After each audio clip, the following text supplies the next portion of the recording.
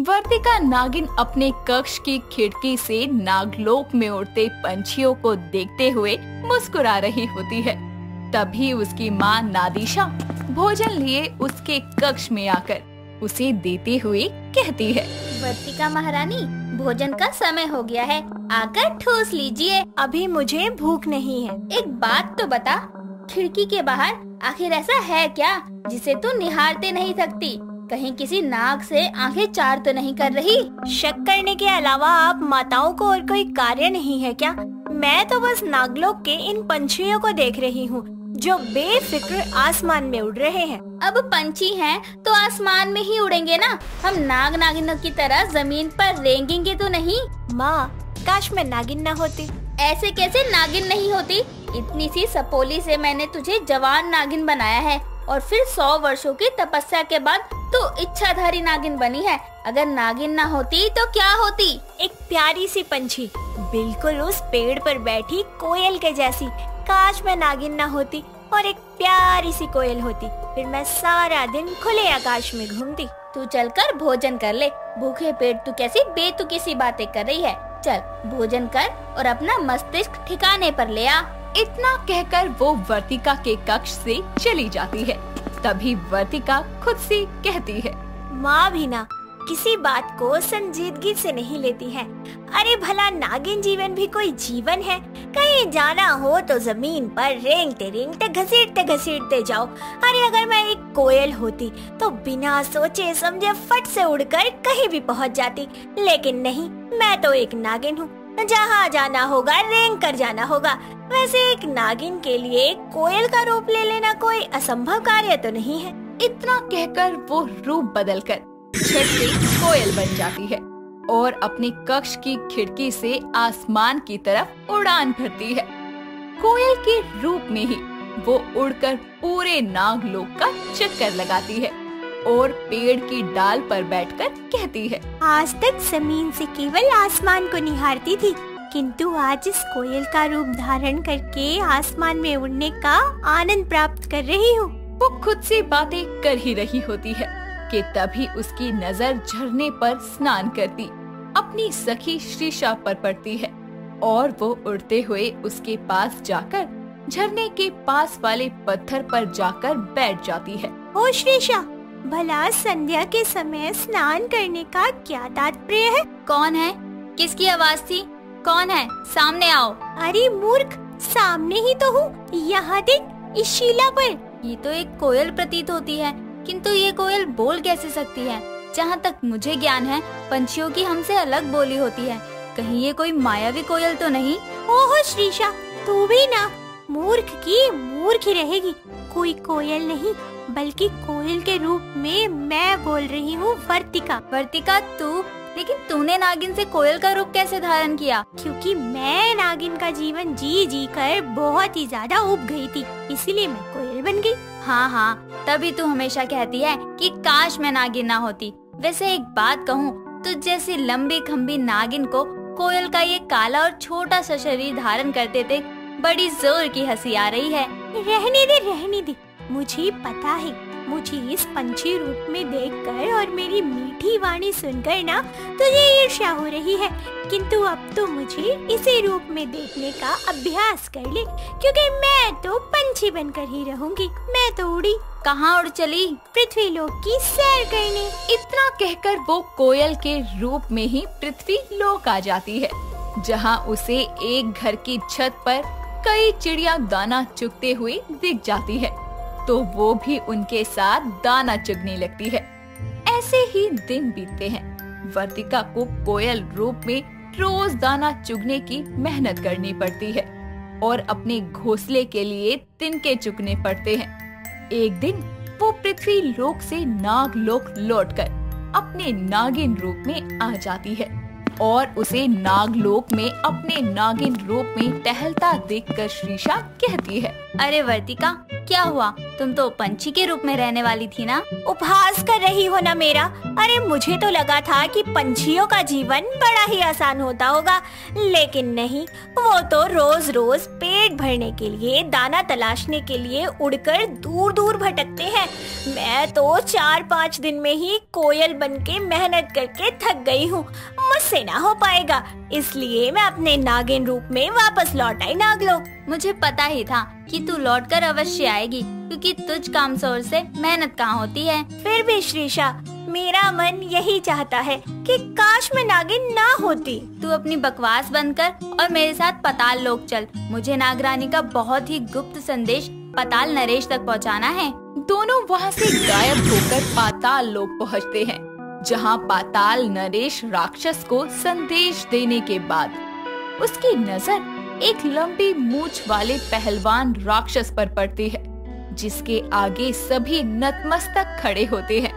उसका बलवान शरीर और ठाठ देखकर वर्तिका कहती है, काश मैं नागिन ना होती और एक राक्षस होती। इस राक्षस की तरह सब मेरे सामने भी सर झुकाते, सबको मेरी बात ही सुननी पड़ती। और मैंने तो सुना है कि राक्षस हम नागिनों से ज्यादा शक्तिशाली होते हैं। कैसी मूर्खतापूर्ण बातें कर रही है? तुझे एक सुंदर नागिन से राक्षस बनना है? मस्तिष्क ठिकाने पर तो है ना तेरा? चल वापस चलें। वापस तो लौट, अब मैं राक्षस बनकर यहीं रहूंगी। ठीक है, मर यहीं, मैं तो चली। इतना कहकर श्रीषा वर्तिका के बिना ही नागलोक लौट आती है और वर्तिका एक राक्षस का रूप धारण करके सभी राक्षसों के बीच भोजन करने बैठ जाती है और मन ही मन खुद से कहती है, अपना इतना बलवान शरीर देखकर मुझे थोड़ा अजीब लग रहा है, किंतु राक्षस रूप में आकर मुझे बड़ा अद्भुत प्रतीत हो रहा है। हमारे पेट की ज्वाला भड़क उठी है, भोजन लाया जाए। कुछ क्षण प्रतीक्षा करें, रसोइया राक्षस भोजन लेकर आता ही होगा। किंतु हम ज्यादा देर प्रतीक्षा नहीं कर सकते।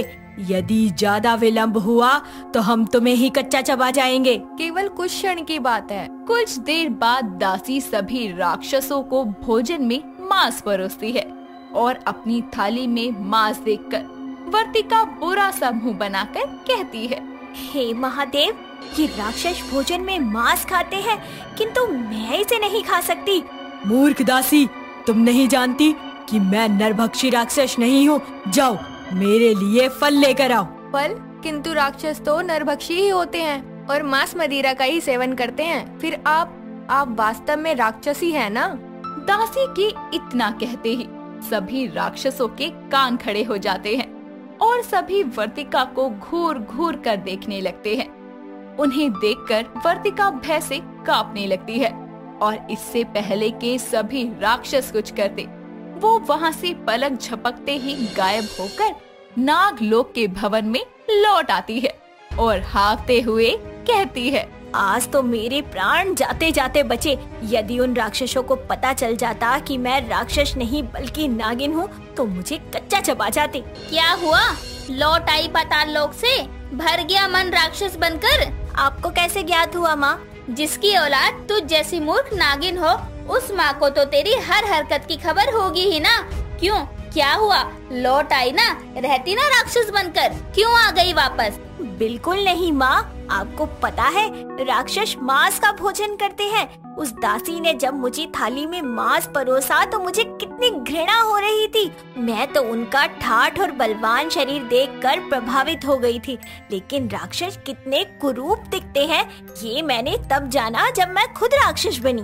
तू बस अपनी इच्छाधारी नागिन शक्तियों का दुरुपयोग ही कर। नालायक, कभी पंछी बनती है तो कभी राक्षस। इतना कहकर नादिशा वहाँ से चली जाती है। समय बीतता है। एक दिन वो श्रीषा के साथ जादुई गोले पर पृथ्वी लोक पर मनुष्य को देख रही होती है। तभी उसे एक लड़की दिखाई देती है जिसने एक बहुत ही सुंदर सी ड्रेस पहनी होती है, जिसे देखकर वर्तिका कहती है, काश मैं नागिन ना होती और इस कन्या जैसी सुंदर मनुष्य होती। तूने अपनी मूर्खतापूर्ण बातें फिर शुरू कर दी ना। अब तुझे मनुष्य बनना है? क्यों नहीं, ये मनुष्य कन्या हमसे कितनी ज्यादा सुंदर है। इसका रूप देखकर तो मैं और भी आकर्षित हो रही हूँ। अब मुझे समझ आ गया है कि मैं कभी से भी नागिन ना होकर एक मनुष्य कन्या ही बनना चाहती थी, और इस बार मैं मनुष्य रूप धारण करके निराश नहीं होंगी। मैं भी यही आशा करती हूँ। तभी वर्तिका इंसानी रूप धारण कर पृथ्वी लोक पहुँचती है, जहाँ वो एक मॉल में बहुत ही सेक्सी और शॉर्ट सी ड्रेस देखती है, जिसे पहनकर वो सड़क पर टहलने लगती है। आसपास के सभी लोग उसे घूर घूर कर देखने लगते हैं। तभी एक छपरी सा लड़का उसे देखकर सीटी बजाते हुए कहता है, और दिलरुबा, कलेजे पर छुरी चलाकर किधर को जा रही है? कलेजा, छुरी, ये कैसे शब्द हैं? मैं इनका अर्थ नहीं समझ पा रही हूँ।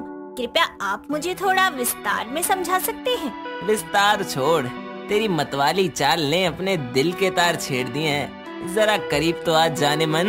इतना कहकर वो लड़का वर्तिका का हाथ पकड़ लेता है। तभी वर्तिका क्रोधित होकर अपने अर्धनागिन रूप में आती है और उसे अपनी पूंछ से पटक पटक कर बहुत कूटती है। आसपास के लोग उसका ये रूप देखकर इधर उधर भागने लगते हैं। तभी वो वहाँ से गायब होकर नाग लोक लौट आती है। तभी उसकी सखी श्रीषा और माँ साथ में कहती हैं, आखिरकार लौटकर मूर्ख नागिन नागलोक को आई। तेरी ये हरकतें देखकर तो मुझे भी एहसास हो रहा है कि काश तू नागिन ना होती। नहीं नहीं, अब मैं समझ गई हूँ कि भोलेनाथ ने मुझे नागिन जीवन को सोच समझ कर ही प्रदान किया होगा, और अब मैं इस नागिन जीवन में ही खुश हूँ। मुझे किसी के जैसा नहीं बनना। नहीं मार सकती मैं तुमको, क्योंकि मैं तुमसे बहुत प्रेम करती हूँ। तुम्हारी आंखों में जो सच्चाई है वो मैंने आज तक किसी की आंखों में नहीं देखी है अपने लिए। तुम मेरे सच्चे जीवन साथी हो। हमारा प्रेम एक अनोखी दास्तान बनेगा, एक ऐसी अनसुनी दास्तान जो कभी किसी ने न देखी हो न सुनी हो। मंदाकिनी नागलोक की सबसे खूबसूरत और बलशाली नागिन थी। वो इतनी ज्यादा खूबसूरत थी कि बड़े बड़े राक्षस भी उसका रूप देखकर उस पर मोहित हो जाते थे। ऐसे ही एक दिन मंदाकिनी झील किनारे बैठी अपने केश धो रही होती है। तभी उसे आभास होता है कि कोई उसे देख रहा है और वो बोलती है, कौन है वहाँ? सामने आओ। मैंने कहा कौन है, सामने आओ। मंदाकिनी की आवाज सुनकर एक बहुत आकर्षक विकराल नाम का चील निकलकर उसके सामने आते हुए बोलता है, मैं हूँ एक इच्छाधारी चील विकराल। आपको छुपकर देखने की गुस्ताखी मैं ही कर रहा था। चील, वो भी नागलोक में? अपने दुश्मनों के घर कैसे आ गए? जरूर कोई खास वजह होगी। क्या मैं वो वजह जान सकती हूँ? आप ही वो वजह हैं, आप ही वो मकसद हैं। आपका ये रूप पता नहीं क्यों मुझे बार बार आपको देखने, आपको चाहने की गुस्ताखी करने पर मजबूर कर देता है। मौत से डर नहीं लगता क्या? जिस पल आपको देखा था मर तो मैं तभी गया था, अब बस आपके ख्यालों से ही जिंदा हूँ। ये रूप, इस रूप का जहर तो मैं हंसते हंसते पी जाऊँ। दुश्मनों पे एतबार करना इस नागिन को नहीं आता। आप कहें तो खुद नागराज के सामने जाकर कह दूं कि हाँ मैं यहाँ आया हूँ और मुझे सजा दो। भले ही मौत मिल जाए, कम से कम आपको मेरी चाहत पर यकीन तो आ जाएगा। नहीं नहीं, ठीक है, यकीन करते हैं तुम्हारा। मैं आपको आपका चेहरा दिखाता हूँ, आप कितनी खूबसूरत हैं। रुकिए। इतना कहकर विकराल अपनी कमर में दबा हुआ खंजर निकालता है, जो कि शीशे की तरह चमक रहा था, जिसे वो मंदाकिनी के पास लेकर जाता है और धीरे धीरे उसके करीब जाकर उस खंजर में उसको उसी का चेहरा दिखाते हुए बोलता है, देखा तुमने खुद को? जादू हो तुम, जादू। ऐसा जादू जो किस पर चल जाए कोई पता नहीं, और जिस पर भी चलेगा वो कभी किसी और का नहीं हो सकता, बस तुम्हारा ही होकर रह जाएगा। आज से पहले किसी की बातों ने मुझे इतना खुश नहीं किया। यहाँ तक कि कोई भी नाग मेरे इतना समीप तक नहीं आया जितने तुम खड़े हो। कुछ तो बात अलग है तुम में, जो दुश्मन होकर भी तुम अपने लग रहे हो। मंदाकिनी इतना बोल ही रही होती है कि तभी उसे किसी नाग के आने का एहसास होता है और वो विकराल से बोलती है, जाओ विकराल, चले जाओ यहाँ से, इससे पहले कि कोई तुम्हें देखे। मैं नहीं चाहती किसी बेगुनाह को मौत मिले। जाओ। जा रहा हूँ मंदाकिनी, पर याद रखना अब मुझे इस जादू को अपना बनाना है। मैं फिर आऊंगा तुमसे मिलने। इतना कहकर विकराल अपना चील रूप धारण करता है और वहाँ से उड़ जाता है। तभी मंदाकिनी की दोस्त कुमकुम वहाँ आती है और बोलती है। मंदाकिनी, कौन था? किससे बात कर रही थी तुम? अभी मैंने एक बहुत बड़े चील को उड़ते हुए देखा। कुछ भी नहीं, मैं तो किसी से भी बात नहीं कर रही थी। मैं तो बस गीत गुनगुना रही थी, तभी तुम आ गई। बताओ क्या हुआ? अचानक से इस वक्त यहाँ क्यों आई हो? वो नागराज ने तुम्हें बुलाया है। वो तुम्हारे विवाह के विषय में तुमसे बात करना चाहते हैं। क्या? मेरा विवाह? ठीक है, जाती हूँ। इतना कहकर मंदाकिनी भी अपना रूप परिवर्तन करती है और वहाँ से सीधा नागराज के महल में जाती है, जहाँ नागराज के साथ इच्छाधारी नाग ऋतुराज भी बैठा हुआ था, जो बहुत समय से मंदाकिनी को चाहता था और उससे शादी करना चाहता था। मंदाकिनी महल में पहुंचकर अपने अर्धनागिन रूप में आकर बोलती है। नागराज को मंदाकिनी का प्रणाम। प्रणाम मंदाकिनी, बहुत ही उचित समय पर आई हो। जी नागराज, मुझे कुमकुम ने यहाँ भेजा है। कह रही थी कोई जरूरी बात करनी है। हाँ हाँ मंदाकिनी, इनसे मिलो। ये है इस नागलोक के सर्वोत्तम नाग ऋतुराज। हम चाहते हैं मंदाकिनी कि तुम और ऋतुराज एक हो जाओ और विवाह कर लो। किंतु नागराज, मैं अभी विवाह नहीं करना चाहती। मंदाकिनी, हम ये नहीं कह रहे पुत्री कि तुम अभी के अभी विवाह कर लो। कुछ वक्त समझो तुम ऋतुराज को, फिर हमें अपना फैसला बताना। ठीक है नागराज, अभी मुझे आज्ञा दे। इतना कहकर मंदाकिनी अपना रूप परिवर्तन करके वहाँ से चली जाती है। वक्त गुजरता है, पर ऋतुराज मंदाकिनी के दिल में खुद के लिए जगह नहीं बना पाता। तो वहीं विकराल पहली बार में ही मंदाकिनी के दिल को छू गया था। ऐसे ही एक दिन पूनम की रात को जब मंदाकिनी अपनी केचुली बदलकर अपनी गुफा में जा रही होती है, तभी वहाँ विकराल आकर बोलता है। इस चांद को भी बता दे, ऐसा नूर है तेरे चेहरे में। इस चांद को भी बता दे, ऐसा नूर है तेरे चेहरे में कि खो जाऊं मैं तेरी चाहत की दुनिया में। जरा मुझे भर ले अपनी बाहों में। तुम फिर से यहाँ आ गए, डर नहीं लगता? कहा तो था कि मर तो मैं पहले ही चुका हूँ, बस तुम्हारे ख्यालों में जिंदा हूँ। वैसे जो शब्द तुमने मेरी तारीफ में कहे बहुत पसंद आए मुझे। एक बार मेरे प्यार को स्वीकार कर लो, मैं तुम्हें खुद से ज्यादा खुशियाँ दूंगा। पर अगर तुमने मुझे धोखा दिया तो मैं अपने सभी अपनों के खिलाफ जाकर तुमसे प्रेम क्यों करूं? बोलो। करोगी क्या मंदाकिनी? तुम्हारी आंखें साफ साफ बोल रही हैं कि तुम मुझसे प्रेम करती हो, और अगर तुम्हें ये लगता है कि मैं तुम्हें धोखा दूंगा तो अपने जहर से अभी के अभी मुझे खत्म कर दो। मैं हंसते हंसते मर जाऊंगा। तुम जो सजा दोगी मुझे वो मंजूर होगी। इतना कहकर विकराल अपने हाथों में ली हुई तलवार को मंदाकिनी के पैरों में रख देता है और अपना सर झुकाकर बोलता है। मंदाकिनी, अगर तुम्हारे मन में कोई भी शंका, कोई भी भय, कोई भी गलतफहमी है तो ये तलवार उठाकर मेरा सर कलम कर दो। मंदाकिनी नीचे झुकती है और तलवार उठा लेती है, पर वो उस तलवार से विकराल पर वार न करके उसे उठाकर दूर फेंक देती है। ये देखकर विकराल उठ खड़ा होता है और मंदाकिनी उससे बोलती है। नहीं मार सकती मैं तुमको, क्योंकि मैं तुमसे बहुत प्रेम करती हूँ। तुम्हारी आंखों में जो सच्चाई है वो मैंने आज तक किसी की आंखों में नहीं देखी है अपने लिए। तुम मेरे सच्चे जीवन साथी हो। हमारा प्रेम एक अनोखी दास्तान बनेगा, एक ऐसी अनसुनी दास्तान जो कभी किसी ने न देखी हो न सुनी हो। एक नागिन और चील का प्रेम। पर क्या? पर कोई हम दोनों को एक नहीं होने देगा। नागलोक में सब तुम्हें हमारा दुश्मन समझेंगे, वो हमें जुदा कर देंगे और मैं ऐसा होते हुए नहीं देख सकती। मंदाकिनी, डरो मत, कुछ नहीं होगा। मैं हूँ ना तुम्हारे साथ, तुम बस मेरा साथ देना। मैं हर पल तुम्हारे साथ हूँ। आओ अपने मिलन की इस रात को खुशियों से भर दें। इतना कहकर विकराल मंदाकिनी को अपनी बाहों में भर लेता है, जिसके बाद दोनों एक दूसरे के प्रेम में लीन हो जाते हैं। पर उन दोनों को ऐसे करते हुए ऋतुराज देख लेता है, जो खुद से बोलता है। इसलिए मंदाकिनी ने मेरे प्यार को अस्वीकार किया। अब मैं इससे बदला लूंगा। अभी के अभी पूरे नागलोक को मैं इसके प्रेम प्रसंग के बारे में बता दूंगा। इतना कहकर ऋतुराज वहाँ से चला जाता है और उसकी चाल से बेखबर विकराल और मंदाकिनी एक दूसरे में खोए रहते हैं। सुबह होती है और जैसे ही विकराल और मंदाकिनी गुफा से बाहर निकलते हैं, तभी नागराज के सिपाही उन दोनों को बंदी बना लेते हैं और नागराज कहते हैं। मंदाकिनी, तुम इतनी उत्तम नागिन होकर ऐसा फैसला लोगी, मैंने कभी नहीं सोचा था। मुझे तुमसे ये उम्मीद नहीं थी। मैं तुम दोनों को मौत की सजा सुनाता हूँ।